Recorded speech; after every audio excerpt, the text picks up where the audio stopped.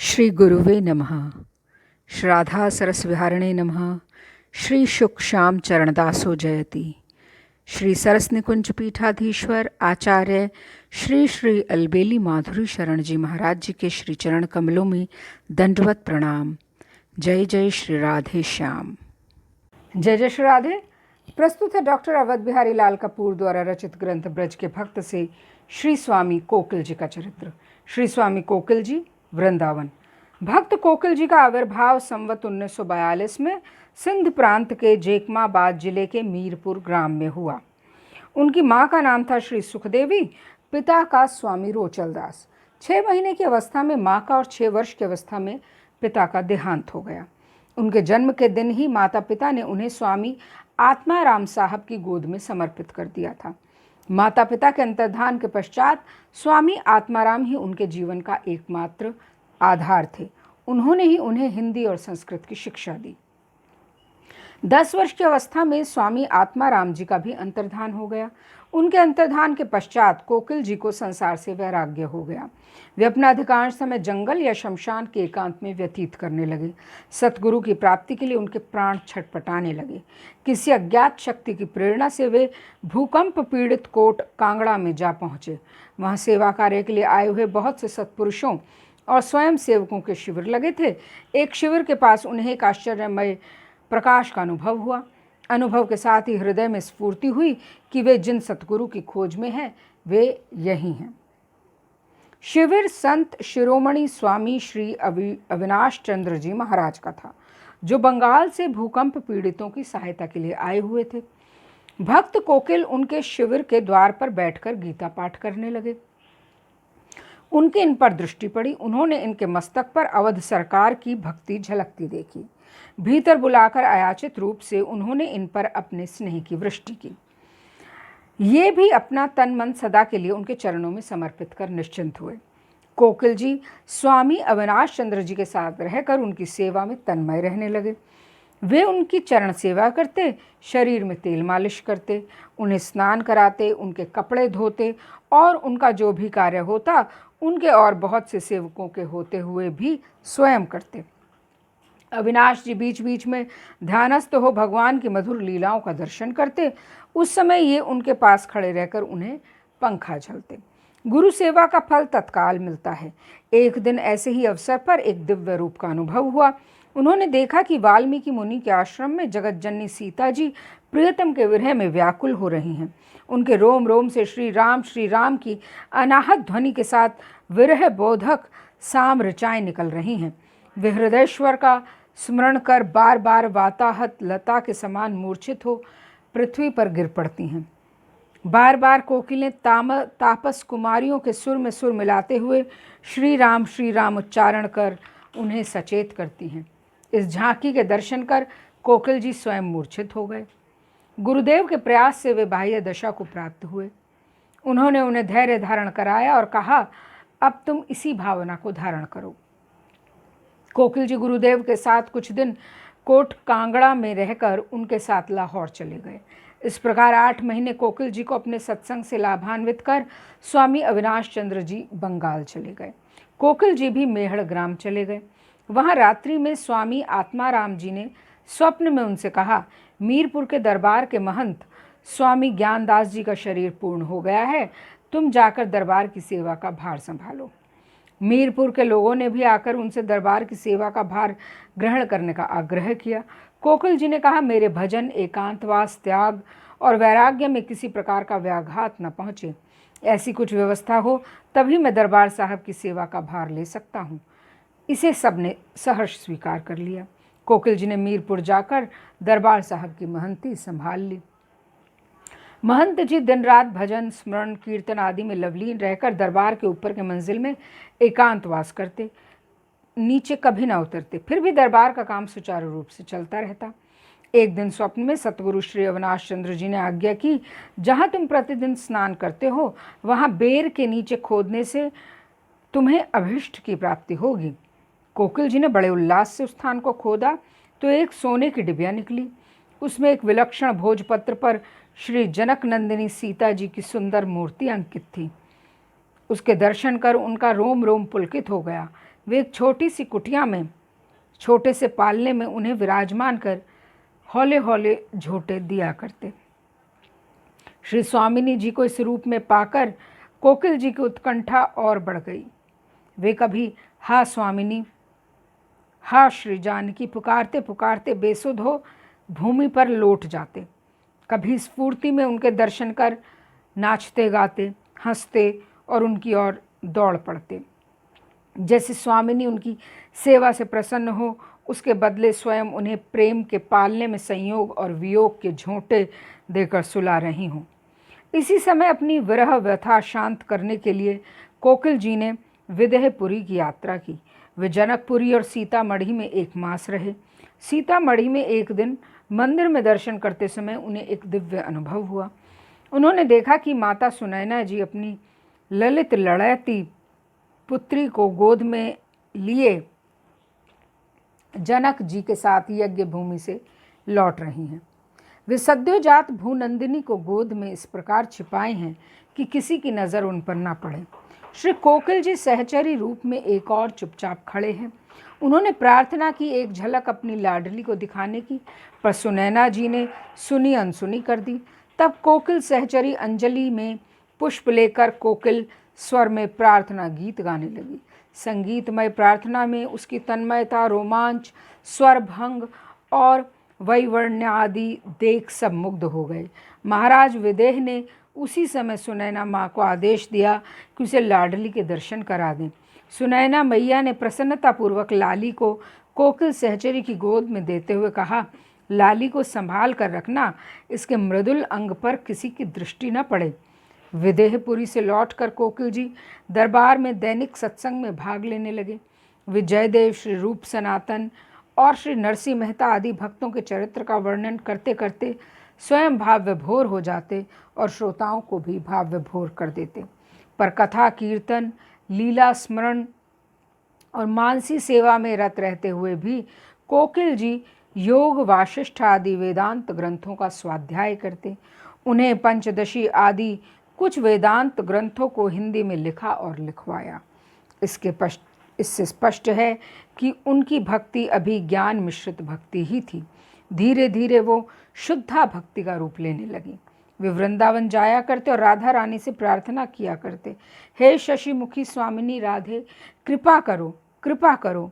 श्री स्वामिनी जनक नंदिनी अवधेश्वरी के चरण कमलों में मेरी अचला अनन्या भक्ति हो। मैं उनकी सहचरी टहलनी के रूप में उनकी सेवा में अहरनिश रत रहकर अपने कोटि कोटि प्राणों को उनके ऊपर न्यौछावर करता रहूं। राधा रानी की कृपा से और वृंदावन के साधु जनों के सत्संग से उनकी जनक नंदिनी में प्रीति निरंतर बढ़ती गई और ज्ञान चर्चा से वे दूर होते गए। एक बार उन्होंने हरिद्वार की यात्रा की। उनके साथ उनके मित्र थल्ले के महात्मा श्री टहल्या राम जी साहब भी थे। टहल्या राम जी ने कहा, स्वामी जी, हरिद्वार तीर्थ स्थान है। तीर्थ स्थान में आकर सब लोग कुछ ना कुछ छोड़ दिया करते हैं, हम भी यहाँ कुछ छोड़ दें। स्वामी जी ने कहा, पहले तुम छोड़ो, पीछे हम छोड़ेंगे। टहल्या राम जी बोले, मैं झूठ छोड़ता हूँ, आज से झूठ कभी नहीं बोलूँगा। स्वामी जी ने कहा, मैं अद्वैतवाद छोड़ता हूँ, आज से पीछे ज्ञान चर्चा कभी नहीं करूँगा। इसके बाद एक बार गिद्ध बंदर के सिद्ध ज्ञानी महात्मा श्री हरिदास राम जी ने भक्ति उपासना को ज्ञान से हे बताते हुए उनसे कहा, सगुण उपासक भी तो अंत में ब्रह्मानंद में ही स्थित होते हैं, उपासना के बाद ज्ञान है। वेद ने भी प्रभु के निराकार रूप का ही वर्णन किया है। कोकिल जी ने उत्तर दिया, वेद तो भगवान के श्वास से प्रकट हुए हैं, इससे तो ईश्वर के सगुण साकार रूप का प्रतिपादन होता है। जो वर्णन किया जाएगा वो निर्गुण निराकार रूप कैसे होगा। बिना नाम, जाति, गुण और क्रिया के वेद भी किसी का निरूपण नहीं कर सकते। वेद जो निराकार निराकार कहते हैं वो तो ईश्वर के एक गुण व्यापकता का वर्णन है। वो व्यापकता रूप धर्मी ईश्वर के बिना कहाँ टिकेगा। कोकिल स्वामी गुरुदेव आदेश से वाल्मीकि आश्रम में सहचरी रूप से जनक नंदिनी की मानसी सेवा करते। जनक नंदिनी की विरह व्यथा देख देख उनमें एक नए भाव का उदय हुआ। उनकी व्यथा को हल्का करने के लिए उन्होंने उनका संदेश राम के पास और राम का उनके पास लाने ले जाने का संकल्प किया। तभी उनका भावमय सहचरी देह कोकिल के रूप में परिवर्तित हो गया। कोकिल रूप में वे कभी अयोध्या में जाकर श्री राम से जनक नंदिनी के प्रेम विरह आलाप और उनके प्रति उनकी शुभाकांक्षा का वर्णन करते, कभी वाल्मीकि जी के आश्रम में जनक नंदिनी जी को राम जी का संदेश सुनाते और कभी उनके दुख में दुखी हो राम जी को पालंभ भरे इस प्रकार के शब्द सुनाते। हे कौशलेश्वर, आपका हृदय तो अत्यंत कोमल है, फिर भी उस निरपराध सती शिरोमणि को वन में अकेली छोड़ते आपके हृदय में पीड़ा क्यों नहीं हुई? उसने आपके प्रेम में संसार के सुखों को ठुकराकर आपके साथ वन में भ्रमण किया, कठोर से कठोर दुख सहन किए। वन में चलते चलते वे थक जाती, उनके कमल से भी कोमल चरणों में कांटे चुभ जाते, भूख प्यास से मुख कुम्हला जाता, फिर भी वे आपकी ओर देखकर मुस्कुरा देती। कहीं आपको उनके कष्ट का भान ना हो जाए। उन्होंने आपको सुखी करने के लिए अपना सर्वस्व बलिदान कर दिया, पर आप उनके लिए अपनी कीर्ति भी न छोड़ सके। अपनी निंदा सुनते ही उन्हें त्याग दिया। हे महाराज, दंडक वन में उनके विरह में हा सीते हा जानकी कहकर आपने कितना रुदन किया था। क्या वो एक नाटक था? राजाधिराज, आपको याद नहीं उस दिन की बात, जब आप वन से लौटकर राज सिंहासन पर आसीन हुए थे? उस समय आपने सिया जी से कहा था, प्रिय, मुझे तो राजमहल की चकाचौंध और राज दरबार के दायित्वपूर्ण कृत्रिम जीवन से चित्रकूट के वे दिन अच्छे लगते थे जब हमारा क्षण भर के लिए भी वियोग नहीं होता था और हम नित्य नए नए राग रंग के झूलों पर स्वतंत्रता पूर्वक झूला करते। स्मरण करो उस दिन की बात जब तुम चित्रकूट की पर्णकुटी में पुष्पशैया पर शयन करते थे। तुम एक हाथ से मेरे गलबहियाँ डाले हुए थी, तुम्हारा दूसरा हाथ तुम्हारे हृदय पर था। पूछने पर तुमने कहा था, मैं एक हाथ से तुम्हें बाहर पकड़े हूँ तो दूसरे से भीतर, जिससे नींद आने पर तुम निकल न जाओ। तुम्हारी काव्यमयी युक्ति सुन मैं खिलखिलाकर हंस पड़ा था और मैंने कहा था, तुम्हें छोड़कर मैं जा ही कहाँ सकता हूँ प्रिय। क्या त्रिभुवन में कोई ऐसा स्थान है जहाँ मुझे तुम न दिखती हो? मेरे स्वामी, क्या ये भी आपका दिखावा ही था? सिया जी का प्रेम आपके प्रति आज भी वैसा ही है। आज भी वे इस देश से जाने वाले पक्षी से आपकी कुशल पूछती हैं। इस देश से जाने वाली वायु के आलिंगन को आपका आलिंगन समझकर रोमांचित होती हैं। इधर से जाने वाले बादलों को देख देख आत्मविस्मृत होती हैं। आज भी वे वही वस्त्र धारण करती हैं जिनका आपने कभी स्पर्श किया था, कभी शब्द गुनगुनाती रहती हैं जिनका प्रणय में आपने कभी प्रयोग किया था। उन्हीं प्रणय लीलाओं का चिंतन कर निरंतर अश्रु बहाती हैं और उनके और आपके बीच कभी घटी थी। उनकी वियोग दशा को देख पशु पक्षी भी रुदन करते हैं, पाषाण भी द्रवित होते हैं। फिर आप इतने कोमल होते हुए भी उनके प्रति क्यों इतना निष्ठुर हैं? क्या अब भी प्रजा की निंदा का आपको भय है? हाय, मैं क्या करूं जिससे स्वामिनी का दुख दूर हो? कौन सा व्रत करूं, कौन सा तप करूं जिससे सरस्वती बनकर प्रजा की जिह्वा पर बैठ जाऊं और परम पावनी सती शिरोमणि स्वामिनी का गुणगान करूं? ये कहते कहते कोकिल जी भावावेश मूर्छित हो जाते। उनकी अवस्था 17 वर्ष तक बनी रही। इस अवस्था में उन्हें खाने पीने की भी सुध न रहती। भोजन की थाली सामने रखी रहती। भोजन के पहले ही आंसुओं की झड़ी आचमन करा देती। कोई सेवक मुख में ग्रास दे देता तो वह पूर्वाभ्यासवश गले के नीचे उतर जाता। उन्हें उसे ग्रहण करने का भी पता न चलता। उनकी अश्रुधार बहती रहती और सिया अम्बा सिया अम्बा सिया अम्बा की रट बराबर लगी रहती। आखिर एक दिन उन्हें महाराज श्री रामचंद्र के साथ अवधेश्वरी श्री सीता जी के दिव्य दर्शन हुए। उन्होंने देखा कि दिव्य कल्प वृक्ष के नीचे रत्न मंडप में मणिमय वेदिका पर युगल सरकार विराजमान है और कह रहे हैं, कोकिले, तुम क्यों इतना दुखी हो रहे हो? हम दोनों सदा ही साथ हैं। वियोग की बाह्य लीला तो केवल प्रजा रंजन का आदर्श दिखाने के लिए है। कोकिल जी की व्यथा कुछ शांत हुई। वे कभी कभी अवध जाया करते। एक बार फिर उन्हें अवध की यात्रा की। अवध से लौटकर वे वृंदावन गए और स्थायी रूप से वहीं रहने लगे। राम जानकी के उपासक होते हुए भी उन्हें वृंदावन में रहना क्यों पसंद किया? बात यह थी कि उनके हृदय पर जानकी जी के द्वितीय वनवास की गहरी छाप थी। अयोध्या में प्रवेश करते ही उनका वो घाव हरा हो जाता था। वे सोचने लगते थे कि इसी अयोध्या की प्रजा ने श्री स्वामिनी जी को अपवाद लगाया था, जिसके कारण उन्हें वनवास का दुख भोगना पड़ा था। वे कनक भवन में दर्शन करने जाते तो उन्हें ऐसा जान पड़ता कि महाराज श्री रामचंद्र के पास श्री जनक नंदिनी की स्वर्ण प्रतिमा विराजमान है। ये जान वे दुखी हृदय से एक कोने में बैठ जाते। वे बार बार करहा उठते, आह, इस अयोध्या में क्या है जब मेरी क्षमा मूर्ति स्नेहमयी परम पावनी श्री स्वामिनी जी ही यहाँ नहीं है। भक्त कोकिल भक्तों के आग्रह से ही अयोध्या जाया करते और वहाँ बड़े संकोच से रहते। वे सोचते कि रवि कुल तिलक श्री रामचंद्र जी महाराज बड़े न्याय और मर्यादा के प्रिय राजराजेश्वर हैं। उनके तेज प्रताप से त्रिभुवन भयभीत रहकर मर्यादा में चल रहा है। कहीं उनकी राजधानी में कोई भूल ना हो जाए। वे कहा करते, श्री अयोध्या ऐश्वर्य भूमि है, वृज माधुर्य भूमि है। वहाँ धर्म है, मर्यादा है, यहाँ रस है, राग है।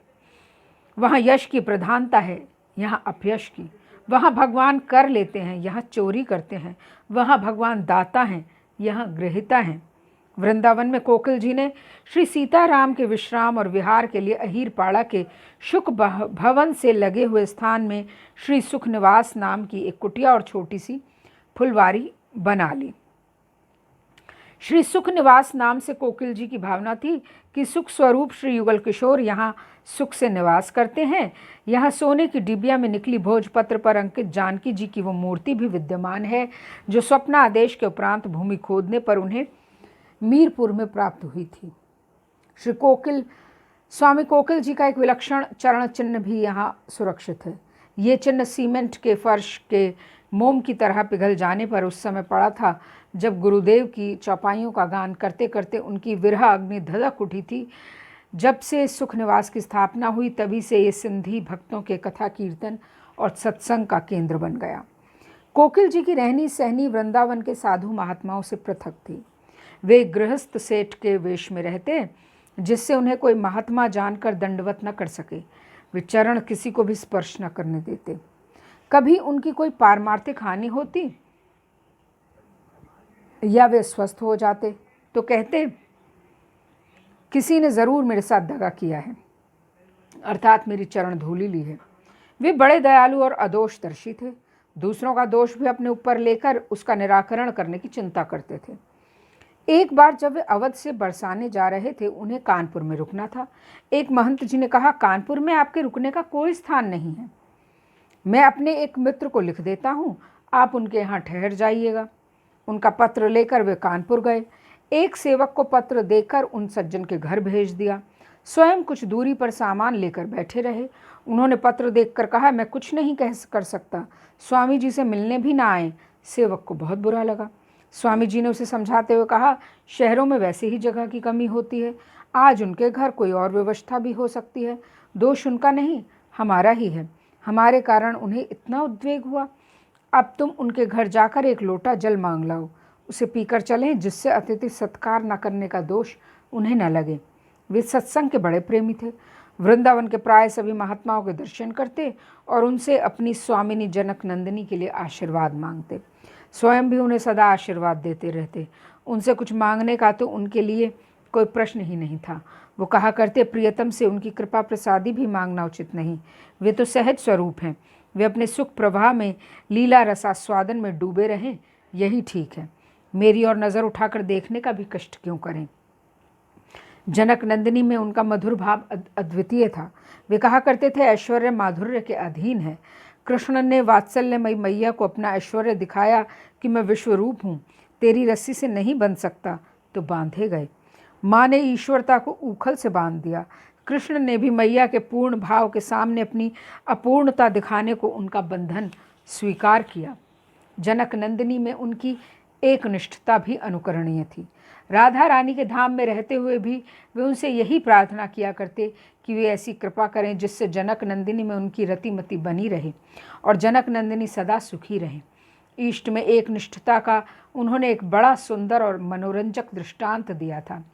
एक बुढ़िया को सतगुरु ने बाल गोपाल की मूर्ति देकर कहा, इसे अपना बच्चा समझ प्यार से इसका लालन पालन करती रहना।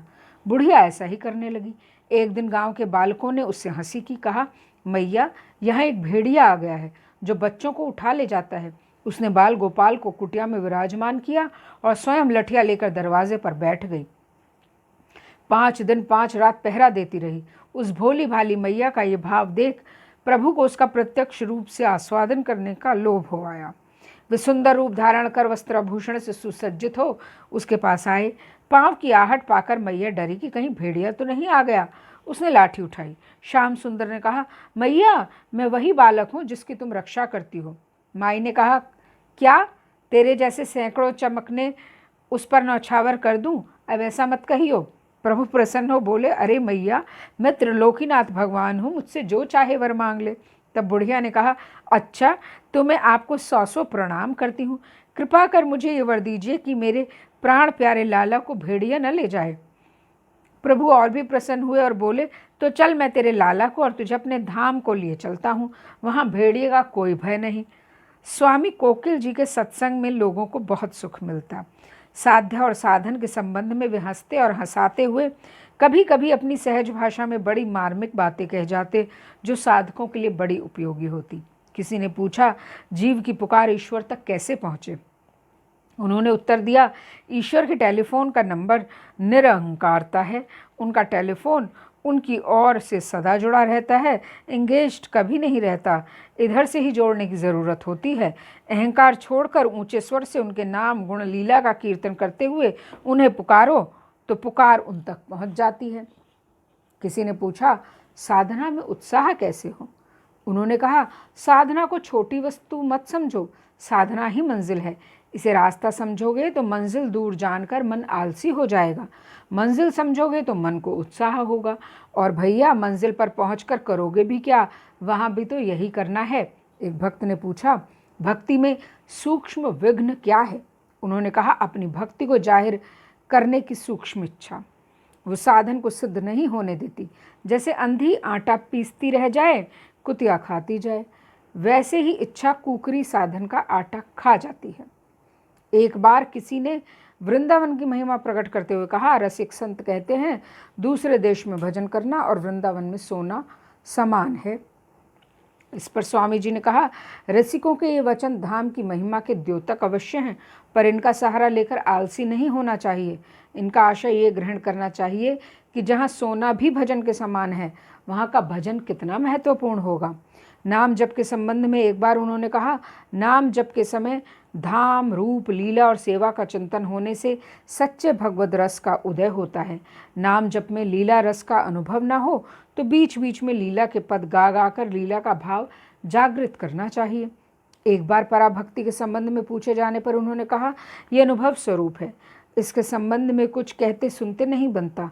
जो इस स्थिति को प्राप्त कर लेता है वो सदा एक अनिर्वचनीय आनंद में डूबा रहता है। जो लोग उनके पास होते हैं उन्हें भी आनंद का अनुभव होता है।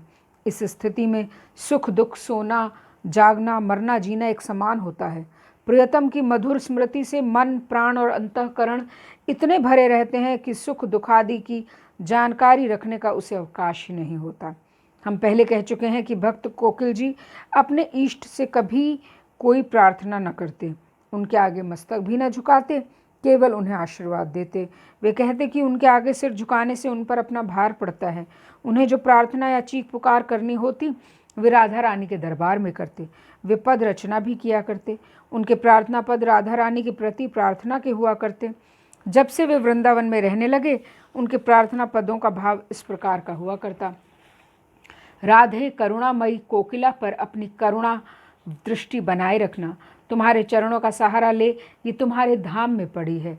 यदि कभी अपनी प्राणेश्वरी श्री जनक नंदिनी के प्रेमोन्माद में अचेत हो भूमि पर गिर पड़े तो उनकी जन्मभूमि की मंजुल वृक्षावली में इसे पहुंचा देना। उनका स्पर्श पाते ही ये सचेत हो जाएगी, उनके झुरमुट में बैठकर प्राणेश्वरी की रूप माधुरी का पान किया करेगी और पंचम स्वर से उनका गुणगान कर उनका मनोरंजन किया करेगी।